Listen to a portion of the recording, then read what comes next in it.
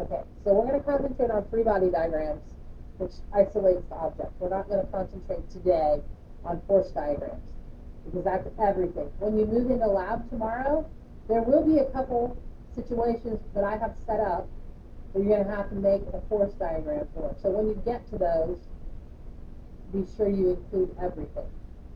And most of them, though, we use free body diagrams, which are much easier to work with. So if I have a free body diagram, there are some things I should remember, some things that I should know.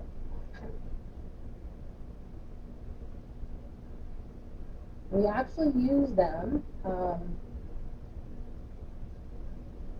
to show the relative magnitude, how big they are, and the direction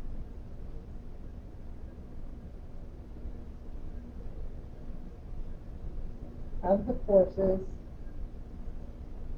acting on the object. So when you move over to lab tomorrow, you really have to look at the situation and think about all the forces that are acting on that one object. These forces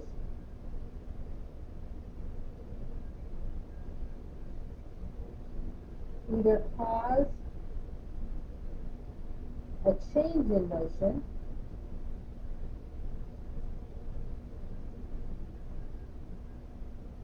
or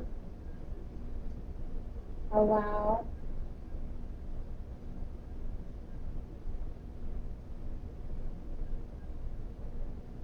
the object to maintain its position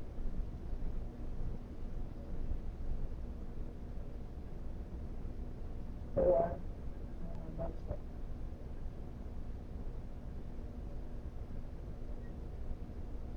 So the force is either going to cause a motion to start, or cause motion to change, or cause motion to continue as it is. So there's three different ways we have to look at them.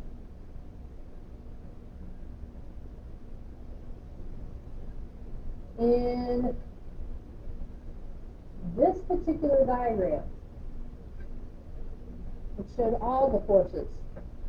When that car hit the wall, what happened? Can you tell? How would you tell? You look at the size of the arrows.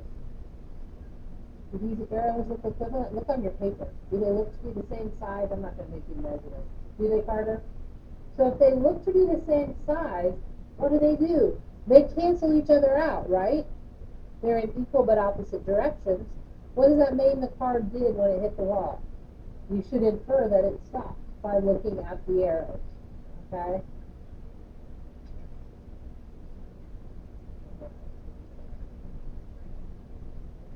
So you can tell by looking, but all the forces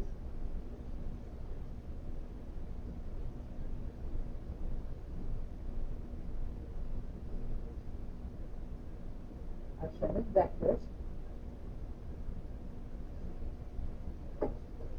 And this is really important. We need to think about it as we move into diagramming today. The size of the arrow, I'll say should be reflective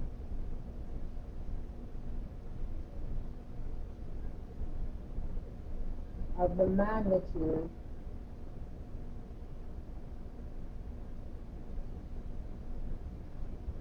of the force. So the size of the arrow, or the size of the vector, should be reflective of the magnitude of the force. What does that mean? I should be able to tell by looking at the arrows what kind of directional change is going on, or whether an object is moving. So if I draw something like this, and I make a force diagram, and you see something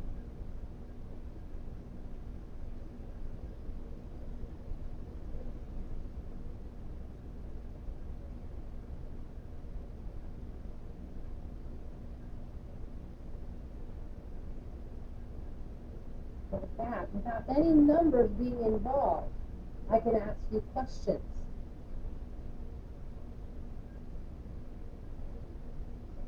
I could ask you, is there motion going on? Yeah, I could tell that just from looking. Is the object decelerating? I would say no. Is the object accelerating? Why do you say that, Ethan? I see you shaking your head. Good, because the applied force is greater than the frictional force. I can have a drawing that looks like this. I'll do this as best I can.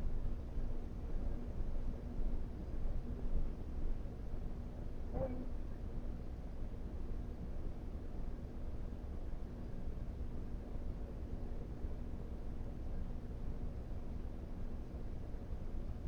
Now, would you agree with me that those arrows look pretty similar in size?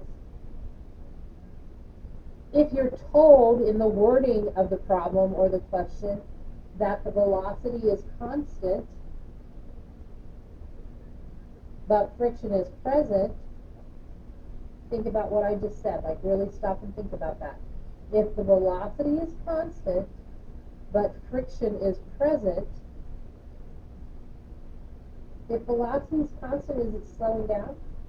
Is the object slowing down? If velocity is constant, is it speeding up? But friction can still be there. What's the friction equal to? It's equal to the applied force because it's causing no change in the motion at all. So this would be a case where the friction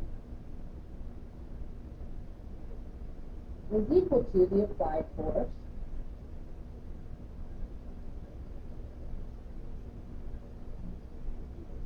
If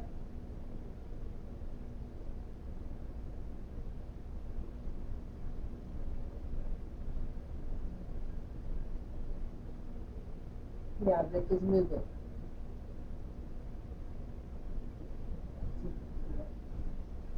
That way, then you can see what I wrote. Does that make sense? I don't speed up, I don't slow down just because of friction. Can't you put your car on cruise control and stay at 55 or whatever you're supposed to stay at? Yeah, you've got enough force to overcome the friction and maintain constant motion. Moving, yeah. Now, I kind of already did this, but this is the nice thing in free body diagrams.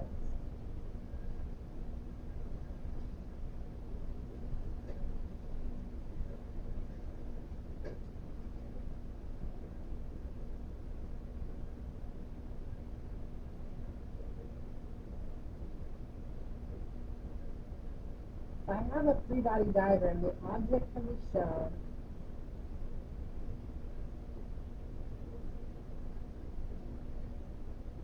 as a box or a circle. I don't really care which one you do.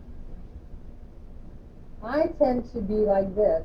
If I was drawing the book like I did yesterday, or the car, or whatever, I would make a box. If I'm drawing an egg or something like a ball, then I use the circle. But I don't really care. You don't have to. Either one is correct. The application of the forces matter. And when I say that, I mean we just show them in the right place with the right label. Force is present.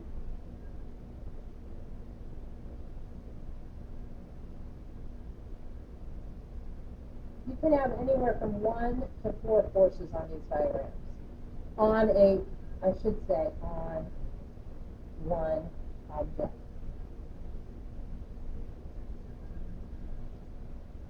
If I say something's in free fall, now think about this. Something is in free fall. When I say free fall, what does that mean? It means it's falling. How is it falling? What's not there? Yeah, any form of friction, right?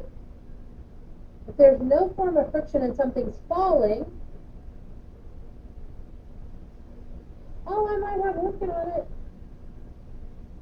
Is the force of gravity. If it's in free fall.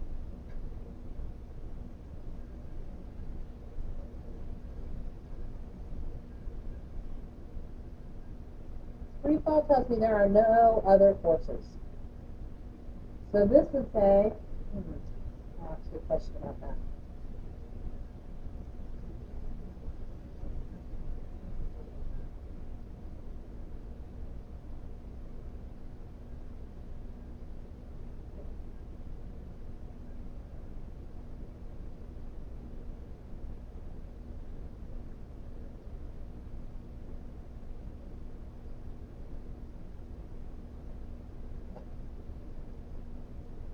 So, yesterday when we talked about this, there was one variable, one F sub something, that would give us an indication of what was making an object move. Look at that list that we wrote down yesterday. See if you can pick the one from that list that tells us or gives us the sum of the forces that make the object move. Can you find that?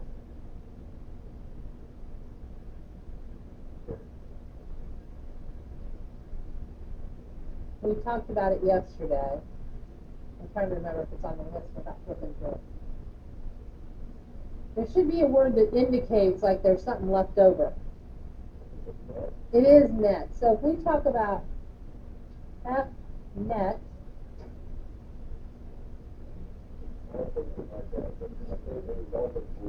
okay. Oh, okay. And we didn't actually write it in that list. Okay. So let's talk about net force. That's what I want to do next. Net force is equal to the sum of all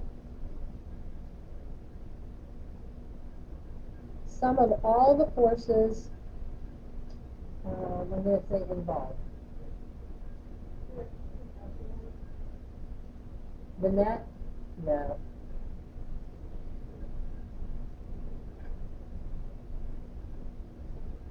So this sum of, and this word sum,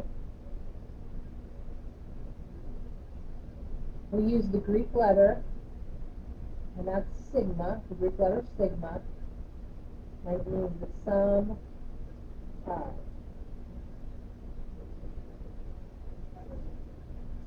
It's kind of like a, I don't even know what to describe it as. It's an E with a point. Yeah, it does. I never thought about that before. So basically I can say sigma F, or the sum of the forces, is equal to net force. That makes sense.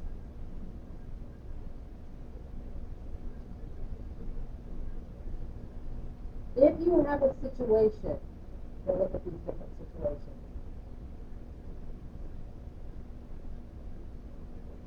Where you have no motion.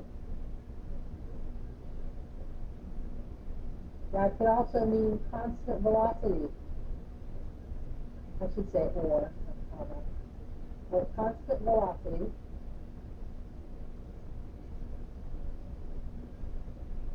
Then it's always true that the sum of your forces, which is equal to the net force, is equal to 0 newtons. So if you have a situation where there's no motion or the velocity is not changing, then you have no net force. Forces are balanced. Or we say forces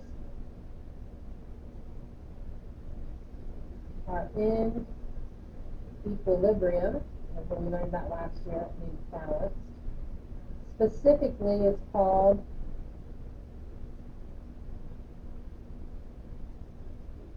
dynamic equilibrium.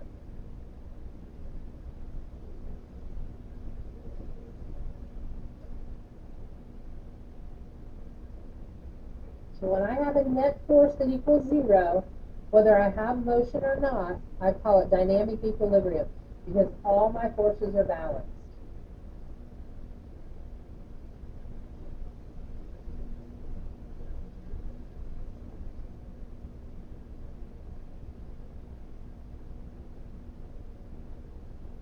No matter what I do, I can't get it with my little button. No motion or constant velocity. I'm in dynamic equilibrium. My forces are balanced. My net force is 0.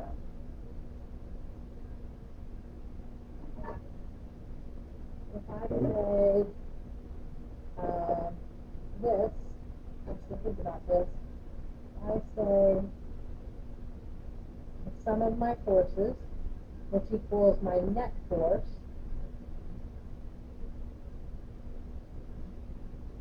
is equal to a positive number. I don't care what the number is. What would be happening in a situation like that? If I have a net force and my net force is positive, what's happening to the motion? What did you say, Jeff? Good job. It's accelerating. This tells me there's acceleration.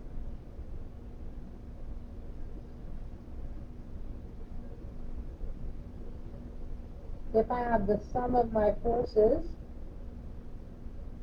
equal to my net force, and that is equal to a negative number, then you can kind of guess what's happening there. Telling me I'm going to slow down or decelerate.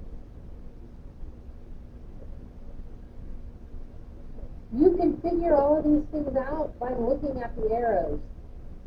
The arrows will lots of times have a numerical value attached. When we move into lab tomorrow, we're not going to attach numerical values. We're just going to practice diagramming. I'm going to give you some here in a minute. Well, you got them yesterday, actually, that have numerical values attached, and we're going to look at that. Now, do you have questions? Not yet? Okay. So let's look. I need to grab one. Let's look at that paper you guys got yesterday. And it's posted on Classroom today. And I'm just going to look at the first one with you so I can show you how you work one of these and what I expect to see. The first one's super easy. Nicely balanced out.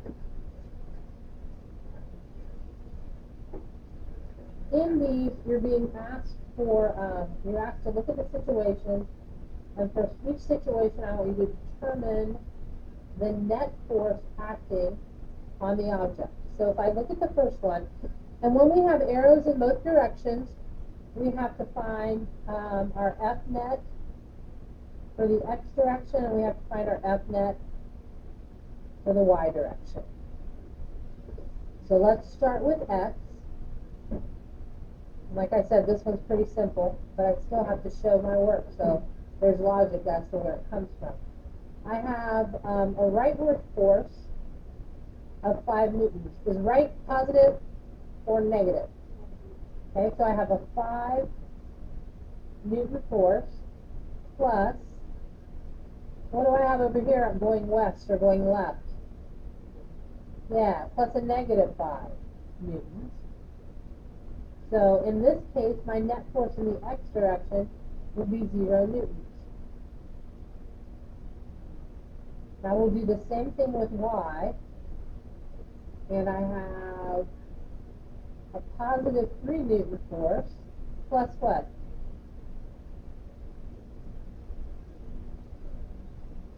What do I need to add to that? Negative 3. How do you know that? It's going down.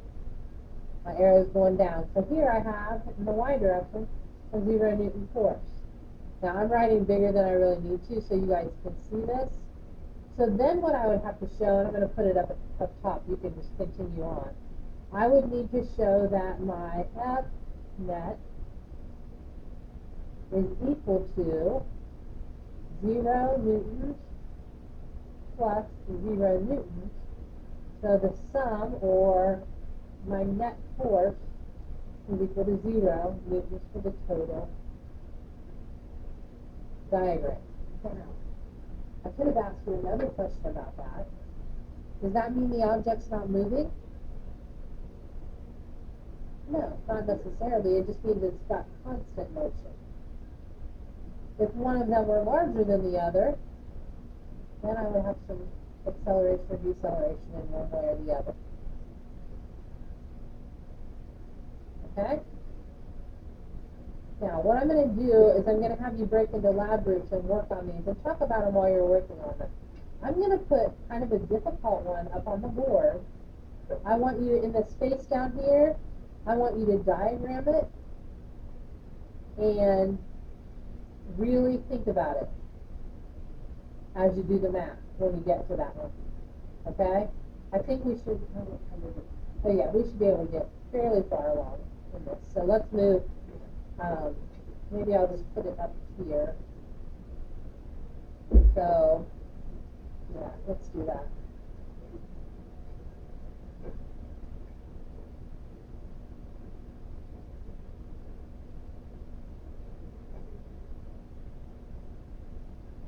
Oh, Carter, you're all alone.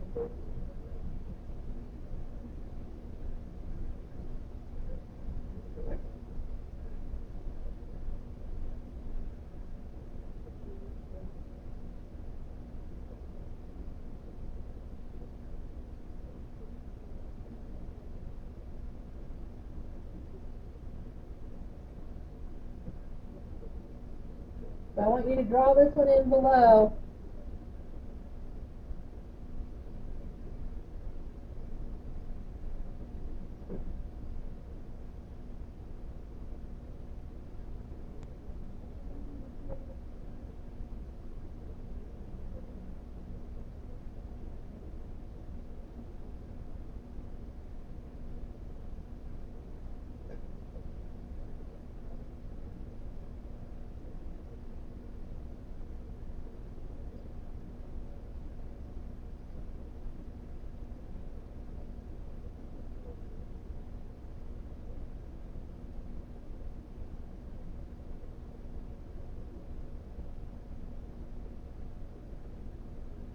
All right, so this last one, I'm going to move it up so you can see it a little better. You're going to find the net resultant force, and I want you to find it with direction. And when I say direction, I mean degree direction. I want you, that's a little bit of a challenge. I want you to see if you can figure out how to do that. We've already learned how to do it. You just have to pull out the right math from the diagram. I know, I want like 42 degrees or whatever it is. Got to figure out the net force first in both directions. Just let it stew around in there. You guys can talk about it and then try it, and I'll help you if you need help. Okay, people at home, get better. We miss you.